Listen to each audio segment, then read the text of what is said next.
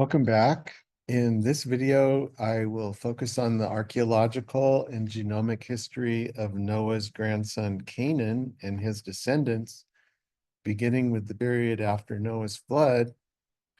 And if we start with Noah's flood as a regional flood in Mesopotamia in 3500 BC, specifically the Great Earth Flood, then the genomic and archaeological history of the Canaanites makes sense. And as you can see, the Canaanites, as well as the rest of Ham's family, are Middle Eastern. In order to assess the history of the Canaanites, it's helpful to know the starting point.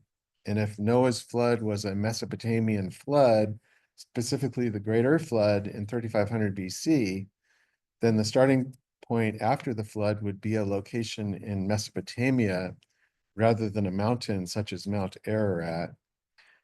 And so the first section describes possible evidence for Noah's Ark on some small hills near Baghdad.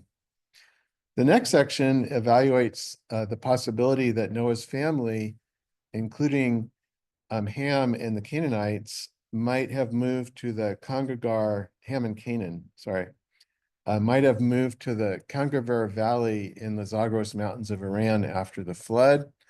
The third section describes the location of the origin of the Canaanites in Armenia, which has been validated by archaeological and genomic data. And the fourth section describes the archaeological and genomic evidence for the spread of the Canaanites in Anatolia, which is Turkey, Western Iran, and the Levant, which includes Israel, Palestine, Lebanon, and Syria area. So I already made a video about a year ago about Noah's Ark and Noah's flood, but I have a few minor updates.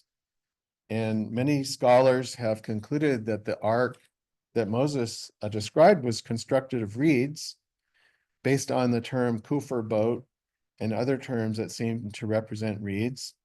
And reed boats were common in 3500 BC, the time of the Great Earth Flood. So this is my attempt to draw a reed ark in AI that floated in a Mesopotamian flood, and I couldn't get AI to draw a reed ark that looked 450 feet long, although I tried, as Moses described. So let's view this as a prototype reed ark. And I also had difficulty covering the reed ark with black bitumen, as Moses described. Anyway, this barge type of ark with a reed hoof mud heath building, so this is the mud heath building, on top of a reed, well, actually, he didn't propose a reed boat, but this was proposed by Alan Dickin in 2022 in Perspectives on Science and the Christian Faith.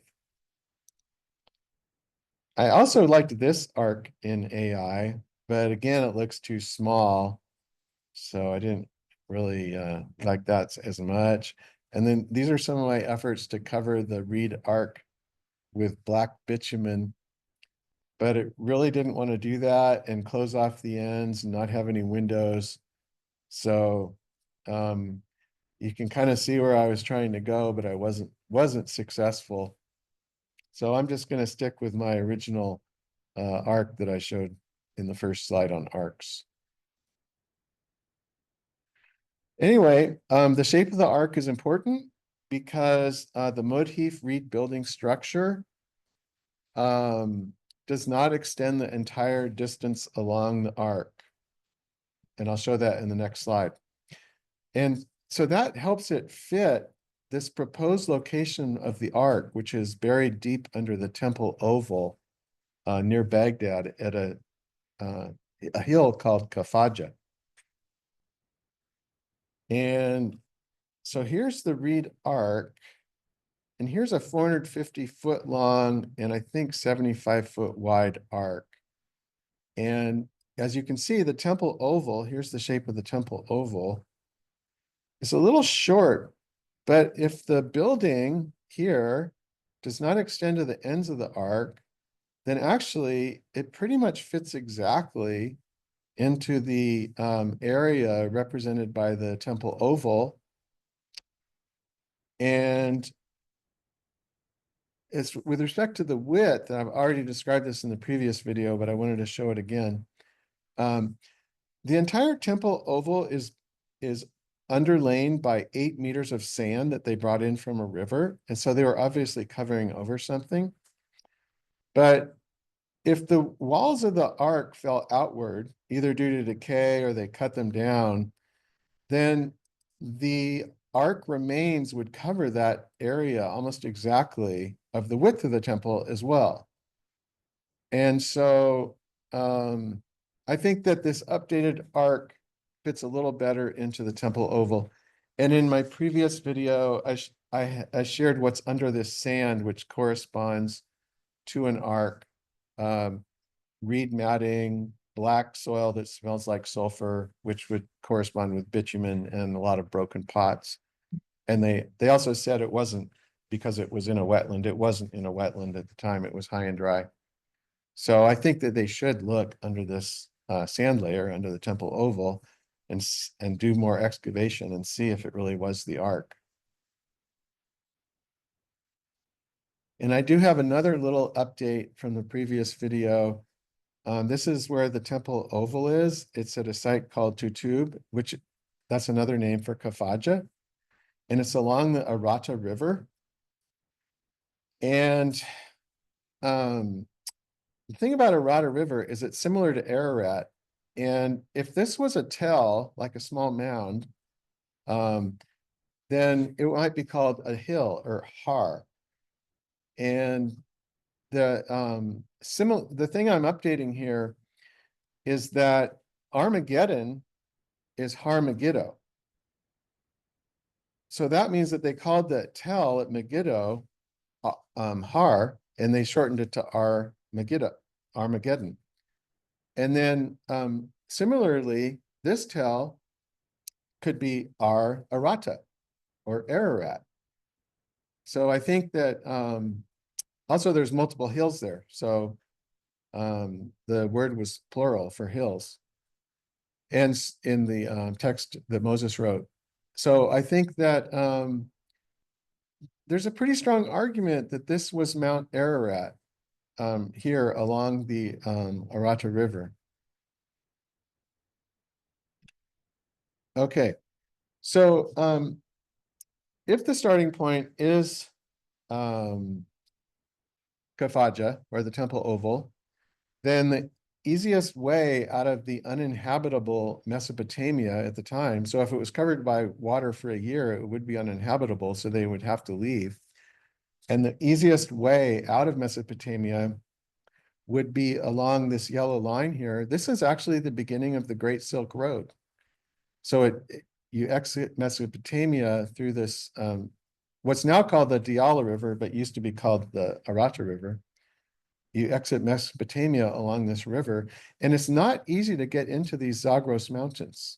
So this was probably the most logical route to get out of the Zagros Mount, or out of Mesopotamia into the Zagros Mountains. And the first site where you'd end up would be Segabi. And Segabi is next to another location, which is pictured here, called Godin Tepe. So they're about 10 kilometers apart. But it's in this nice Congarvar Valley where might be where Noah's family stopped after exiting. Remember, they left the ark. That's what Moses said. And then this would be a logical place for them to stop. And this is kind of a cool place. There were traders here, Uruk culture traders from before the flood.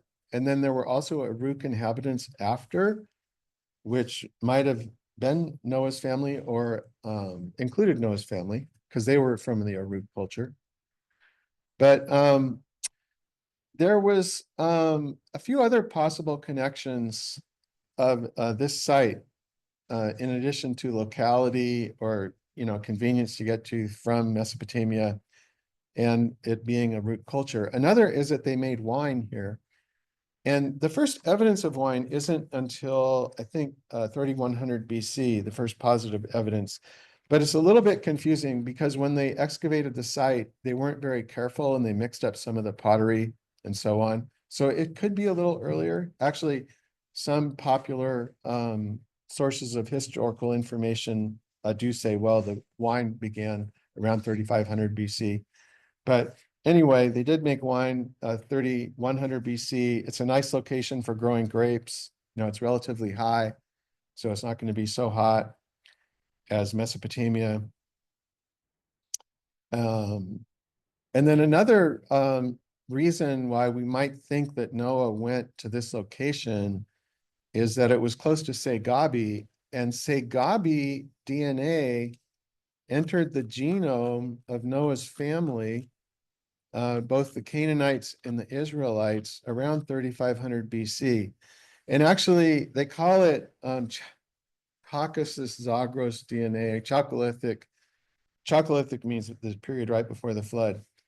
Um, they call it a few different names, but the thing to remember is the people in this region migrated. They were herders, and there was a lot of interchange between this part of the Zagros Mountains and the Caucasus Mountains up near Armenia.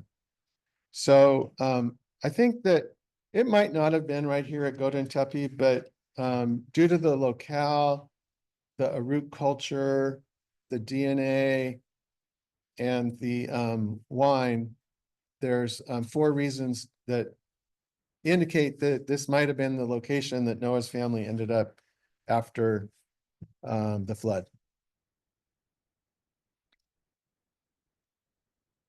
So the only things we know about Noah after the flood is that he grew grapes, drank wine, became drunk, and cursed Canaan.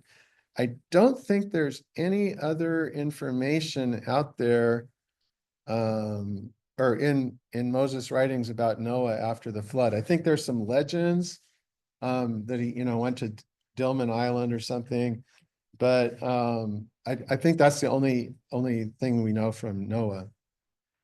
And so if Noah drank wine and he fell asleep naked, that's really not a sin. But to be seen naked in that culture, I guess, was very humiliating, a very awful thing. And so Ham, one of Noah's sons, pointed out the fact that Noah was naked inside this tent. And actually, maybe Canaan, Ham's, let's just say this is Canaan, Ham's son had first told Ham about the situation. And so his brothers were so horrified, let's say these are Shem and Japheth, that they walked into the tent backwards with a blanket and put it on Noah to prevent them from seeing Noah and to cover him up. So it was a very culturally a bad thing to do, what Ham did, which kind of makes me wonder if Ham was drunk also. Maybe Ham was drunk, maybe Canaan was drunk, but for some reason they had this situation. And then Noah was so angry that he cursed Canaan the next day. So he said, cursed be Canaan, a servant of servants shall he be to his brothers. He also said, blessed be the Lord God of Shem, and let Canaan be his servant. May God enlarge Japheth. May he live in the tents of Shem, and may Canaan be his servant.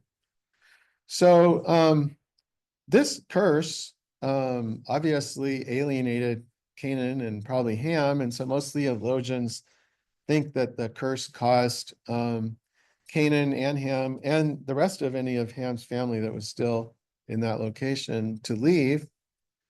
And so,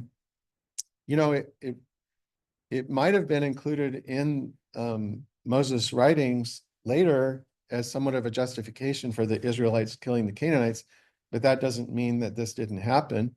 It's just Moses was justifying the fact that they were going to attack the Canaanites. And I guess he was saying they really weren't their brothers anymore. The Canaanites really weren't their brothers anymore. Okay. So my mother put together this little book of letters written by my grandmother and my great-grandmother during World War II. And she did it and just to show that you know, families could make it through difficult periods. Like my great uncle was in Europe for 4 years fighting in the 10th Armored Division, and he was never the same after the war. And actually, you can see here that war led to some very negative opinions about enemies, um, such as this reference to a guy who was at the Battle of Bataan and then went on the Bataan Death March. But I think that similarly with the Canaanites and the Israelites, there was a lot of animosity. And so in a later video, and actually in my book, Noah to Joshua, I show that the Canaanites were the oppressors of the Israelites in Egypt. They had attacked the Nile Delta in Egypt and they oppressed the Israelites. And then when the Canaanites died in the ocean during the Exodus, you know, the when the Israelites went through the sea and then the Canaanites drowned in the Red Sea, the Israelites celebrated with joyful singing. So there wasn't any love lost between them. And so really, I don't even know if they needed that story of Canaan's separation to hate the Canaanites, because then afterwards, after this was written, they went in and attacked Canaan and destroyed the Canaanites and burned a lot of their cities and killed a lot of them. Didn't kill all of them, but there was definitely some um, hard feelings before, and then they didn't feel bad about killing them after. Um, so one evidence of the validity of the story of the curse and the division between Ham and the other brothers is that Ham's sons quickly established tribes and kingdoms in distant locations after the flood. So the Canaanites originated up here in the vicinity of Armenia and Azerbaijan around 3500 or 3400 BC, which was, you know, maybe within 100 years of the flood. And likewise, the Uruk expansion with Cush and Nimrod, who are other sons of Ham. Cush was his son, Nimrod was his grandson. That also began in 3400 BC. So, and that was in my previous video. So it looks like they left wherever Noah was, possibly say Gabi and Godin Tepe. Okay, so this is Gene. And Gene is a Bronze Age skeleton from Canaan. And although it's been difficult to reconcile Moses' descriptions of the Canaanites and Israelites with the details of archaeology, Gene was there. And he's going to help us find out things like whether Noah's children or grandchildren married local women from the Iranian plateau or Armenia, whether Adam originated from nothing or whether Adam had an ancestor. And it's all here, and Gene can tell us what happened. So just like with modern, you know, crimes, they can track down the perpetrator years after it happened by looking or reanalyzing some DNA. So Lily Agranat Tamir down here, working with the Reich Lab and many other scholars, they conducted next generation sequencing of genes. So they're able to put together the genomes from these ancient skeletons. And I adapted this graph from Lily and added significant biblical and archaeological dates. So she made this graph here and put in where, like, who was from where. And then I added in these dates over here. And so she found that the genomic history of the Israelites and Canaanites began in 5800 BC, which was the same date that the church fathers and the Septuagint chronology concluded that God created Adam and Eve. And Agranet Tamir Lily indicated that the original genome came from the southern Levant. And so that's like the Natufian area. And so what I think is that God took some southern Levant DNA and created Adam and Eve to live forever in 5800 BC. course, they only lived for 1,000 years because they sinned. But anyway, that was well, I don't know if it was the original intent because God knew what was going to happen. Then Agronet Tamir found that Zagros Caucasus DNA entered the gene pool of the Israelites and Canaanites in 3500 BC. And so that's here at the same time as the Greater Flood and Noah going up to say Gabi and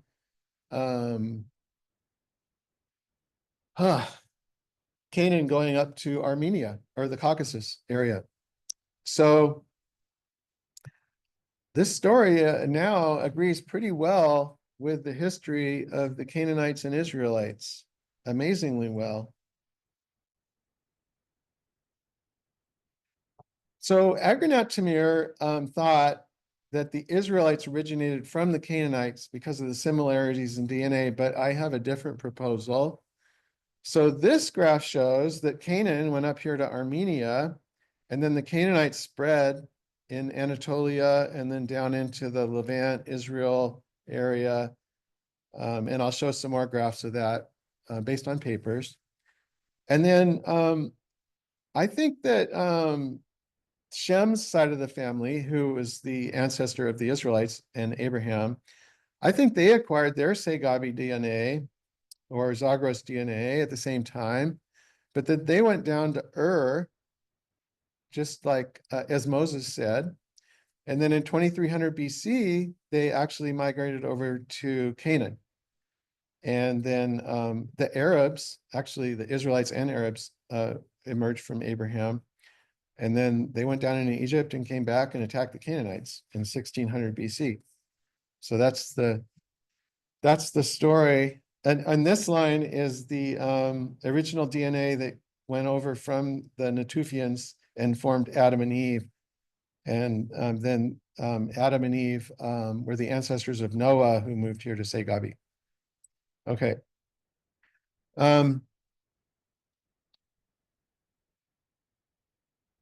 So let's focus on the Canaanites. And Agronet Tamir and many others have shown that the Canaanites originated from the Kura Araxes culture, which originated in this region.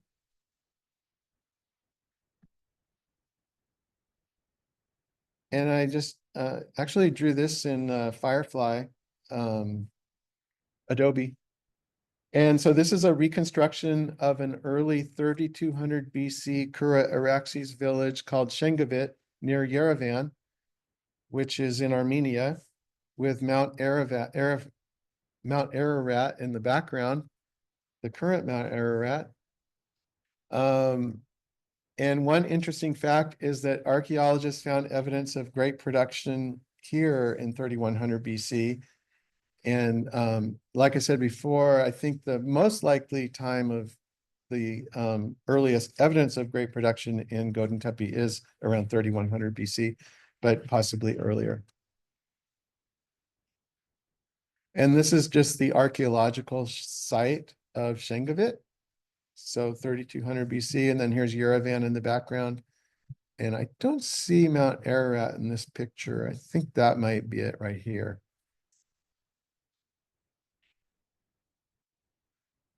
So let's look at what Moses said about Canaan. So Genesis 10:15-17 indicates that the families of the Canaanites formed, and then Genesis 10:18 states that the families of the Canaanites spread abroad. And that word means means they spread in every way. And so actually that is what happened. The Kura Araxes culture spread in all directions here at that time. And so that was between 3600 and 2800 BC. And then they spread over into Iran and down into Israel, Canaan, Palestine area between 2800 to 2300 BC. And so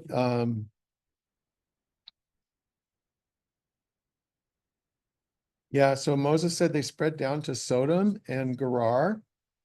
And Gerar is about the location of the southern extent of the Canaanites in Israel. And then Sodom would be the southern extent on the east. So Gerar's on the west near the coast, and Sodom's on the east near the Dead Sea. Okay. So Manukian studied the genetics of the Caucasus region and the Kura Araxes culture. And so she outlined the extent of the Kura Araxes culture with these dash gray line. And just one point of interest is that this marker 5 is Göbekli Tepe. And she stated that the Kura Araxes culture began between 3500 and 3350 BC. So not quite as early as Wang had indicated 3600 BC. I forgot to mention this was a paper by Wang, this graph.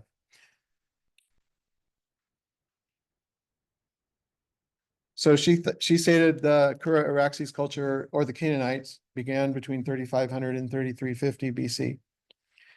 And by using fossils, another lady, Margaryan, studied mitochondrial genomes, which are female genomes, during the 8,000 years, last 8,000 years in the South Caucasus region. And she found that there was not a dramatic change in mitochondrial DNA in the South Caucasus region during the last 8,000 years. Thus, there was no major influx of female foreign genes into the South Caucasus population. And from my perspective, this might indicate that Canaan went there alone and then married some local woman there, and then had all of his kids and his many tribes from her. Although the Caucasus Zagros DNA in Canaanites is between 25% and 55%. So that might indicate that there was more DNA coming from the Canaan side. Maybe he did bring a wife or something, or maybe somebody else came, like Ham. But anyway, that's interesting. Obviously, we can't be too sure about anything there, but it does indicate that mixing of genes there. And so this is a genetic structure map that's also from Wang.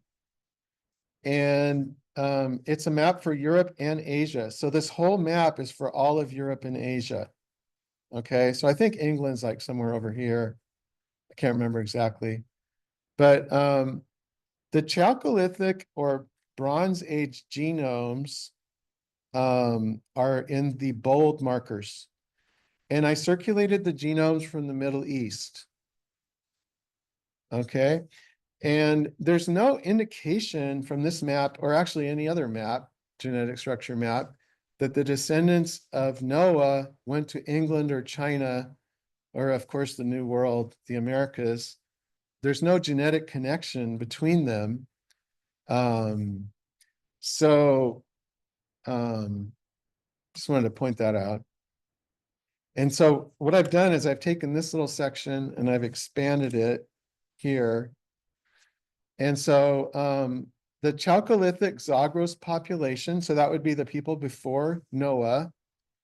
Those are the green diamonds here, actually from Segabi. So there are some skeletons there from before Noah's flood, before 3500 BC. And this is their genome on the genetic structure map.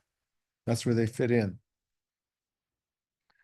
And the Bronze Age Kura Araxes culture is the circled orange or brown squares. So we have orange and brown squares. And the orange triangles are Armenia prior to Canaan. So here we have Segabi over here. It's slightly different than Armenia prior to Canaan, prior to 3500 BC. And modern Iranians are up here, somewhere up here. And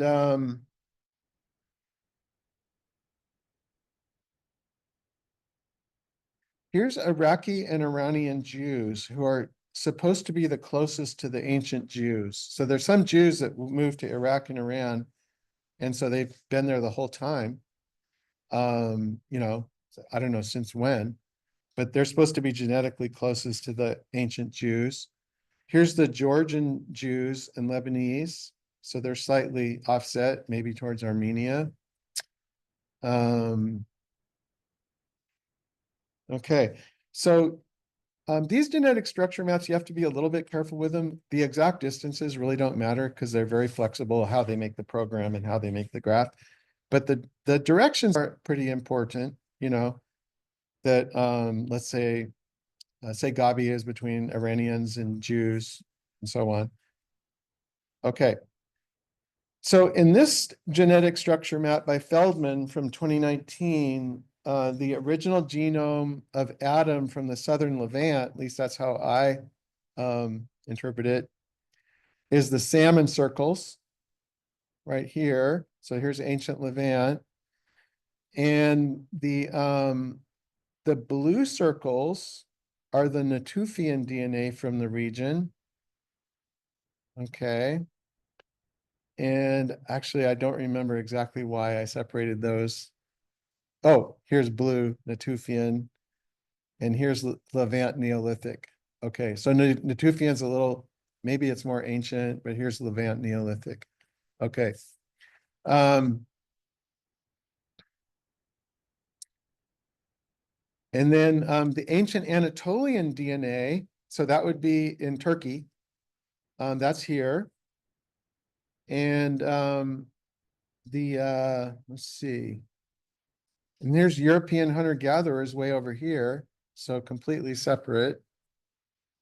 Oh, and here's ancient Iran and Caucasus DNA.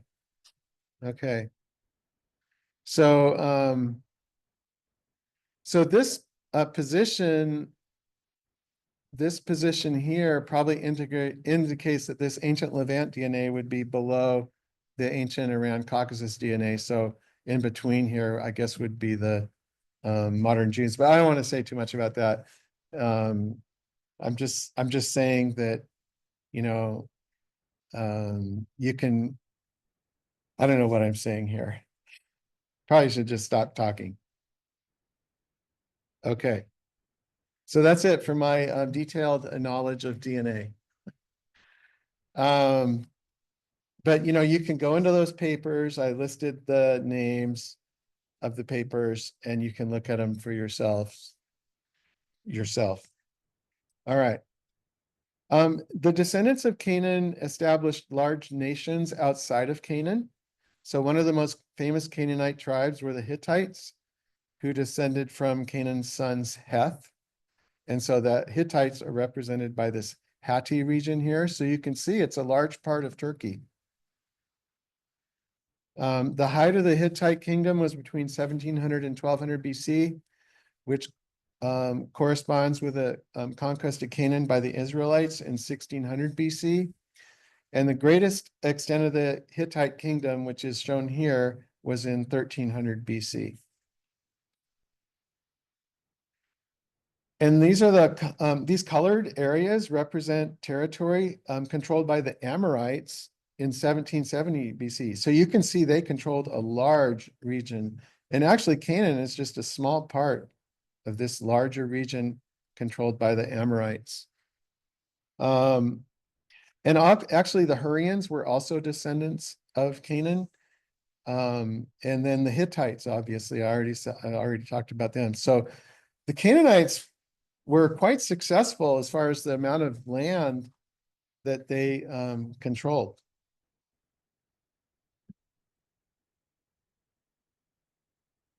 And this is Bronze Age Canaan and Syria. And so the Kura Araxes pottery began to appear in Syria and Canaan in 2500 BC. And in another video, I'm going to show you that Abraham came to the region around 2300 BC, according to the chronology of the church fathers. And at that same time, it vanished from the Caucasus and Armenia region for some reason. And actually, archaeologists have been able to track several of the families of Canaan who migrated into Syria and then into what became known as Canaan. So like the Sidonians, they were here in Sidon. And then there's some other little tribes up here. The Hamath, I think it's called the Hamathites. We're here, possibly here in Hama. And there's other locations here in Syria where they established tribes. This is all called the Amuro Kingdom, which was an Amorite kingdom. And at the time the Israelites conquered Canaan, the Canaanites, called the Amorites, the Jebusites, the Hittites, and the Perizzites, they were generally living in hills in this region. They were mostly like sheep herder background, whereas the Canaanites, who are also Canaanites, they lived in the low areas such as Jordan Valley and coastal plains, and they did more farming and they actually drove chariots.